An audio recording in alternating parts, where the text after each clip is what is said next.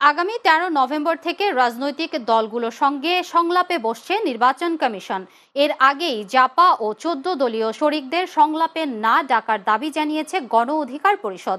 আজ আগারগাঁওয়ের নির্বাচন ভবনে সিইসির সঙ্গে বৈঠক করে লিখিত আবেদন জমা দেন দলের সাধারণ সম্পাদক রাশেদ খান। তিনি বলেন, আওয়ামী লীগের কেউ স্বতন্ত্র প্রার্থী হিসেবে নির্বাচন করলে তা ভোটকে প্রভাবিত করবে, তাই এমন প্রার্থিতা ঠেকাতে ব্যবস্থা নিতে হবে। নিবন্ধনের অজুহাতে এসব দলকে সংলাপে ডাকলে আন্দোলনে নামারও হুঁশিয়ারি দেন তিনি। সংলাপ শুরুর আগের দিনই এই দাবি জানান গণ অধিকার পরিষদ।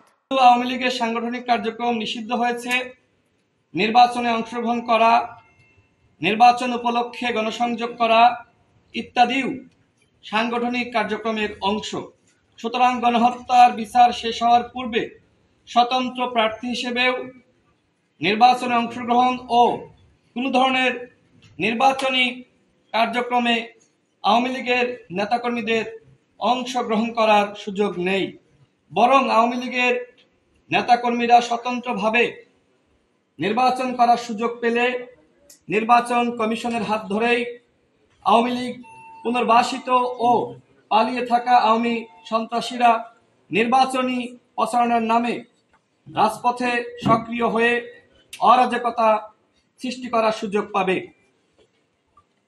এক্ষেত্রে জনরোষে থাকা নিষিদ্ধ আওয়ামী লীগের নেতারা জনগণের প্রতিরোধের মুখে পড়লে নির্বাচনের পরিবেশও অশান্ত হয়ে উঠবে।